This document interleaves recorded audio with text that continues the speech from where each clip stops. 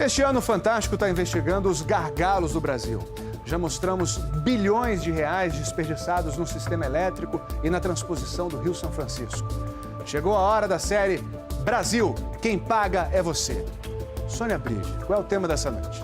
Tadeu, hoje nós vamos falar de ferrovias e portos. No preço de tudo que a gente compra, 20% são custo do transporte. Dá R$2 em cada 10, Tadeu. É muita coisa. E a consequência a gente vê. Este ano o Brasil teve uma super safra de grãos. E a comida ficou mais barata? Não ficou.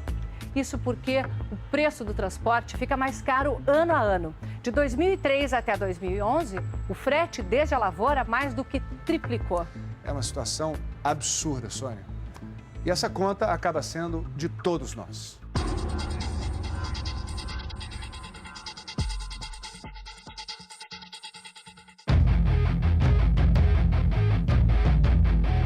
A velocidade que o Brasil precisa ainda não entrou nos trilhos.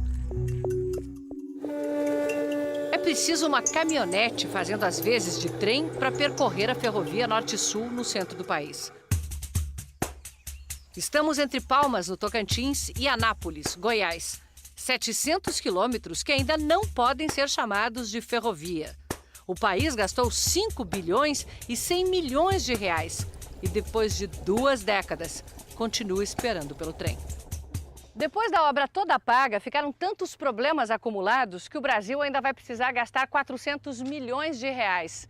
Dinheiro do contribuinte que você paga no seu imposto para finalmente ter um trem circulando nesses trilhos. Além disso, o sonho de ver o Brasil transportando suas cargas de uma maneira mais barata e eficiente vai ficando cada vez mais longe.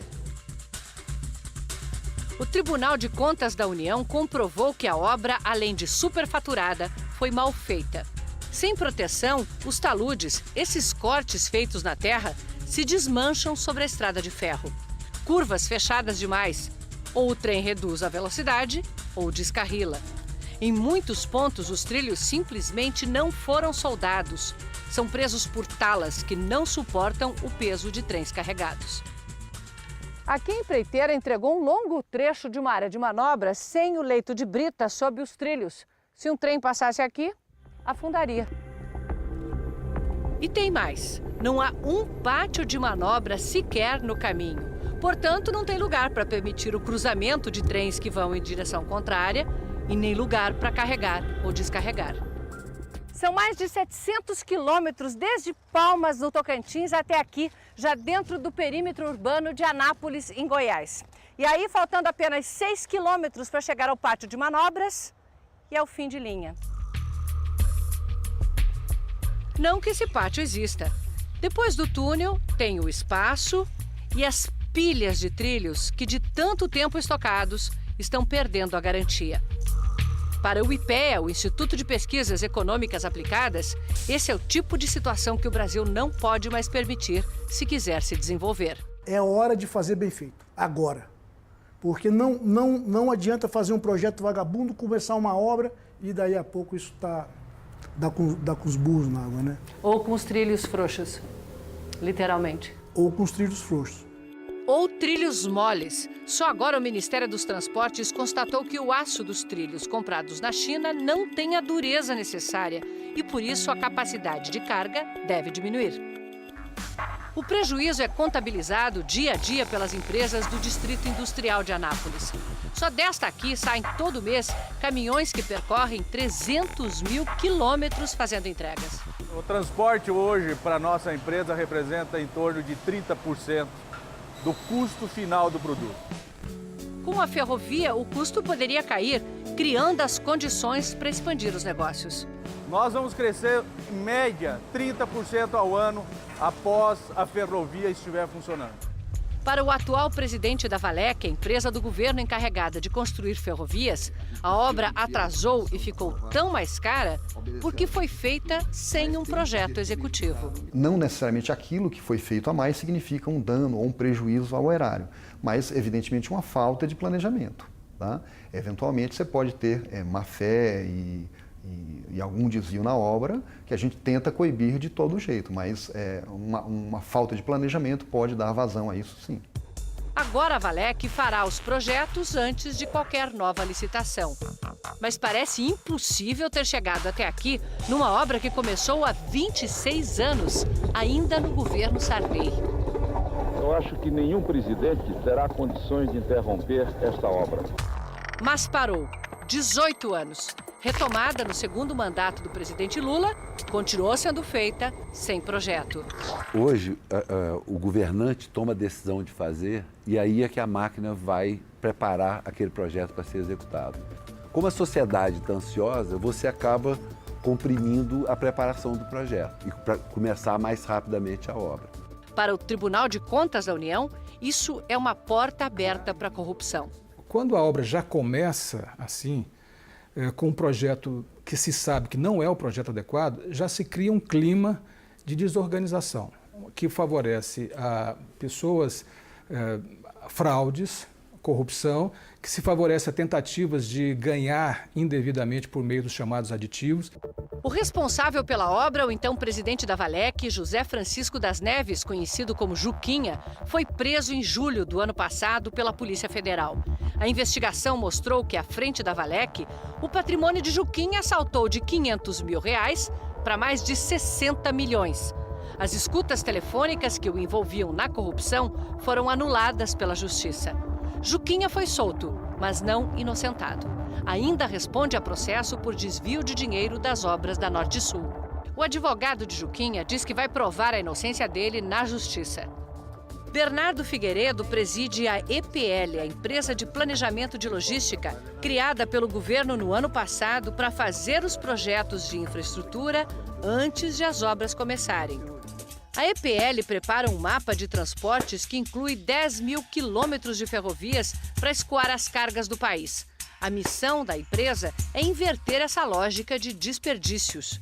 Nós precisamos de qualificar melhor a preparação das obras, porque é isso que vai evitar aditivos, obras inacabadas, o contrato que se esgota antes da obra.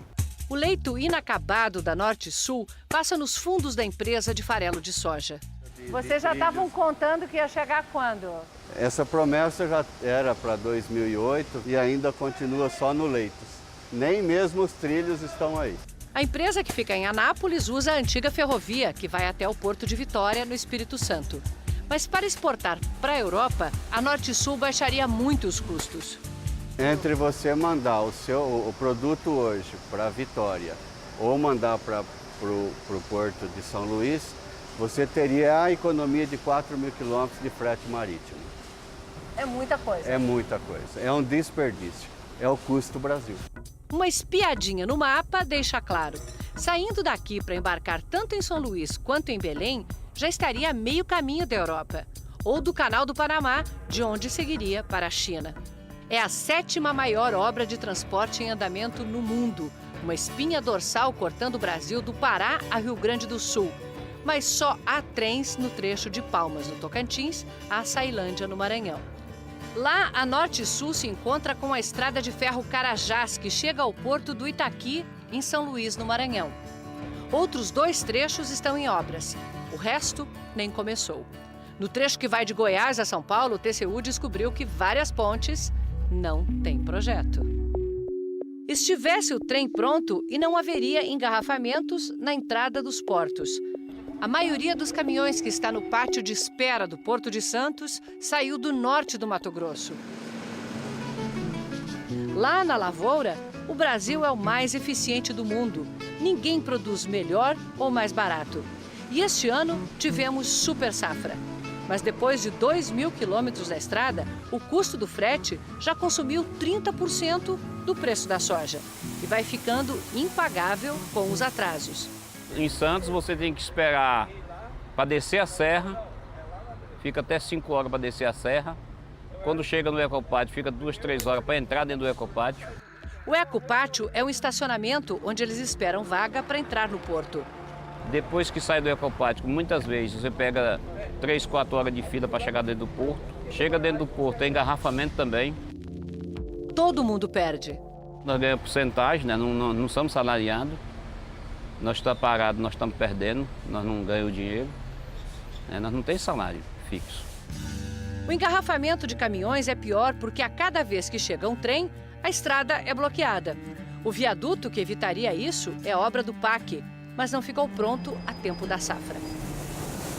A dificuldade não é só fazer a soja chegar até o porto, mas fazer com que ela embarque nos navios.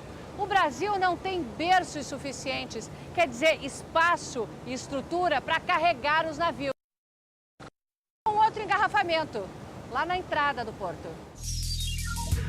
Um sobrevoo na aproximação do Porto de Santos mostra o tamanho do engarrafamento. Mais de 80 navios ancorados na fila para atracar. Eles vão esperar, em média, uma semana, a um custo de R$60 mil por dia.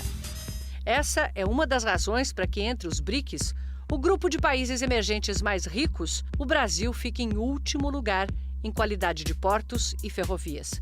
Se você olha, praticamente todos os portos temos filas. Filas e filas de navio. Dentro das baías, fora das baías. E isso daí alguém paga, nós pagamos. Não há dúvida que nós pagamos. Por causa do atraso no carregamento dos navios, a China cancelou a compra de 2 milhões de toneladas de soja este ano. O recente cancelamento de exportações de soja é uma demonstração clara que o Brasil tem condição de vender, mas não tem condição de entregar nos prazos definidos. Este armazém aqui é o exemplo de como o sistema entra em colapso. Há 3 dias parou de receber soja porque está completo, com 135 mil toneladas de soja. Dá para carregar 2 navios, só que ela não pode carregar porque não tem espaço no porto para os navios atracarem. Vai ter que esperar mais 15 dias para começar a carregar e a receber nova soja. A empresa dona deste armazém divide apenas um leito com outras 3. Assim, só consegue carregar 2 navios por mês. Pelo menos um gargalo começou a ser resolvido. Desde sexta-feira, os serviços públicos como Receita Federal, Vigilância Sanitária e o Ministério da Agricultura estão trabalhando 24 horas por dia nos portos de Santos, Rio e Vitória. Em maio, outros portos passam a operar 24 horas por dia. Só isso deve aumentar a capacidade de embarque e desembarque em 25%, segundo a Secretaria Especial de Portos. Pela primeira vez, o Brasil fez um planejamento a longo prazo, de maneira que nós sabemos o que o Brasil precisa de investimentos até 2030. No ano passado, nós movimentamos mais de 900 milhões de toneladas. Em 2030, deveremos movimentar 2,23 bilhões de toneladas nos nossos portos. Os investimentos previstos são de 58 bilhões de reais, a maioria da iniciativa privada. Na outra ponta da ferrovia Norte-Sul, a soja já chega de trem, apesar de ainda em volume muito pequeno, porque a principal região produtora ainda não tem acesso à ferrovia. Aqui no Porto do Itaqui, no Maranhão, o problema não é a falta de berços. Esse aqui é novinho, ficou pronto em dezembro. Só que não pode ajudar a escoar a super safra, porque não tem armazém para estocar os grãos e nem esteira para carregar os navios. A obra do terminal de grãos ainda está na terraplanagem.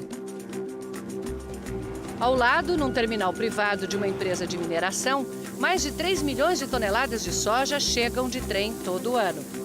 É fácil ver como é mais eficiente. Um trem de 80 vagões é descarregado em 8 horas. A mesma carga precisaria de 240 caminhões e 60 horas de descarga. Só que para embarcar no navio, essa soja precisa dividir esteira com ferro. Quando um embarca, o outro para.